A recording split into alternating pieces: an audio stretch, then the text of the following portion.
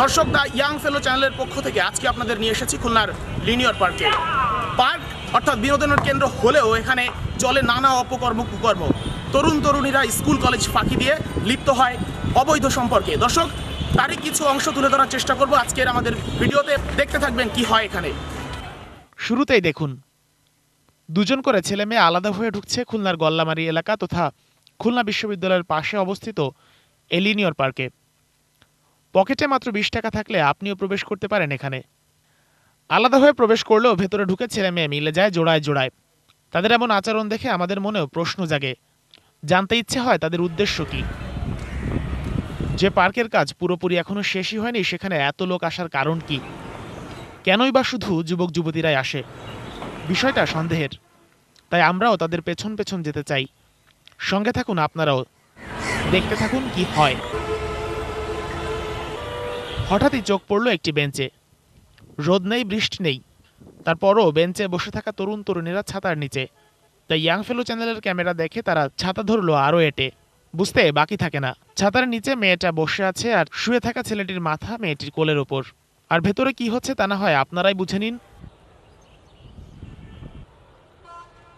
পাশেই আরও একটা ছাতা ঢাকা যুগল। আমাদের উপস্থিতিতে তারা একটু বিরক্তই হলেন। আসলে এমন মুহূর্তে বিরক্ত করা একদমই উচিত হয়নি।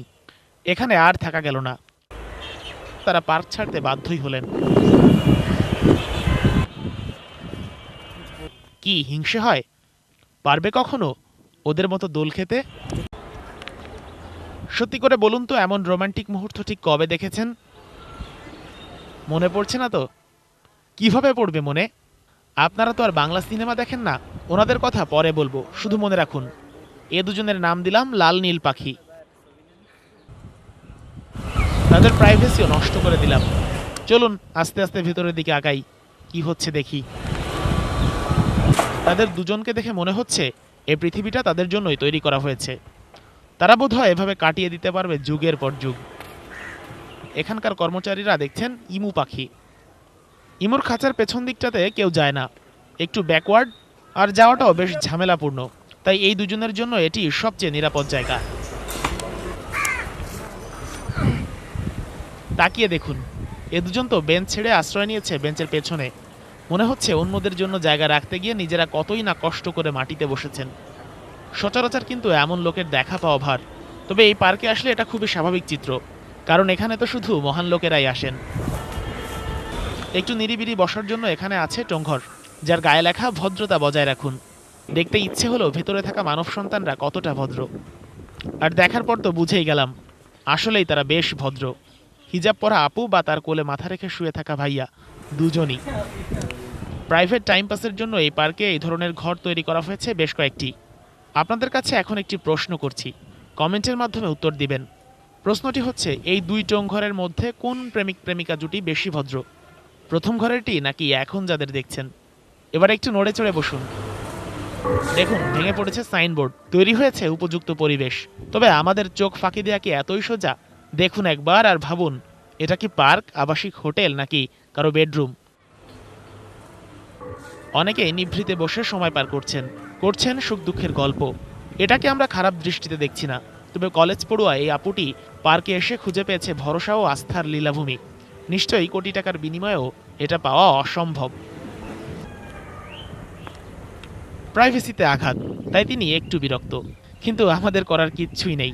আজ আমরা আমাদের কাজ চালিয়ে যাবই। আপনারাও দেখতে থাকুন। এখানে প্রেমিক তার প্রেয়সীকে দেখাচ্ছেন নদী কত সুন্দর। নিশ্চয়ই চণ্ডীদাস রজকিনী, লাইলি মজনু বা রোমিও জুলিয়েটের প্রেমও এত গভীর ছিল না। আর এই রোমান্টিক নদীর ওপারে চলছে গাঁজা সেবনের প্রস্তুতি। এই হচ্ছে আমাদের বর্তমান তরুণ সমাজ। লিনিয়র পার্ক প্রেমিক প্রেমিকাদের জন্য হয়ে উঠেছে আদর্শ ক্ষেত্র, যাদের বাধা দেওয়ার কেউ নেই।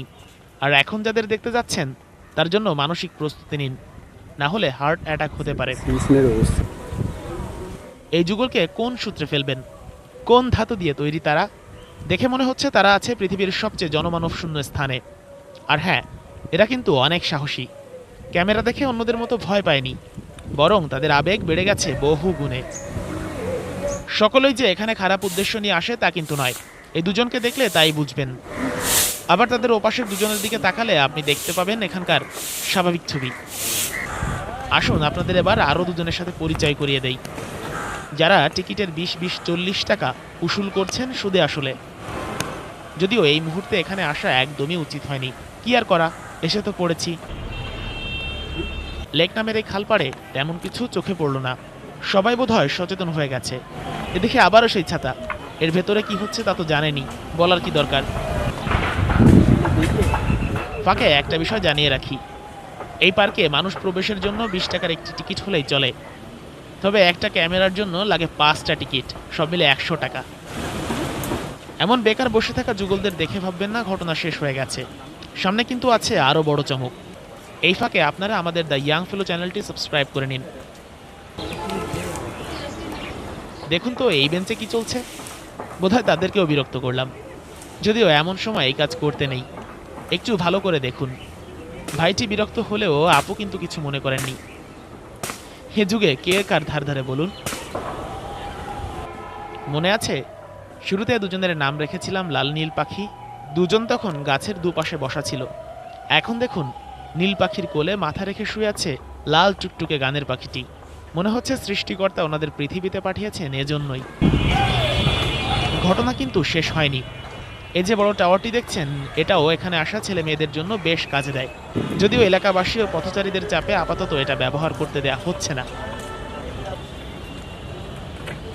পার্ক ত্যাগের পূর্বে আমাদের চোখ পড়ল দূরে আরও একবার, আপনারাও খেয়াল করে দেখুন, বেশ ভালোই বোঝা যাচ্ছে তাদের অবস্থান আর কি করছেন তারা। ভাবুন তো কোন সমাজে আছি আমরা, নাকি নিজেরাই নিজেদের মূল্যবোধকে মাটি চাপা দিয়ে দিয়েছি। আমরা কি এমন দেশ চেয়েছিলাম? ভাবতে গেলে গা ছিমছিম করে, তাই না? দর্শক, দ্য ইয়াং ফেলো চ্যানেলের পক্ষ থেকে আমরা চেষ্টা করেছি আমাদের সমাজের অপকর্মগুলো তুলে ধরতে আপনাদের সামনে। এখন আপনারাই বিচার করবেন এগুলো কতটা অন্যায়, কিংবা এগুলো আসলে দূর করা সম্ভব কিনা। অবশ্যই সম্ভব, এবং সেই প্রচেষ্টায় আমাদের এগিয়ে আসতে হবে সকলকে। আর আমরা এ ধরনের আরও বিভিন্ন প্রকার অপকর্ম তুলে ধরবো আপনাদের সামনে।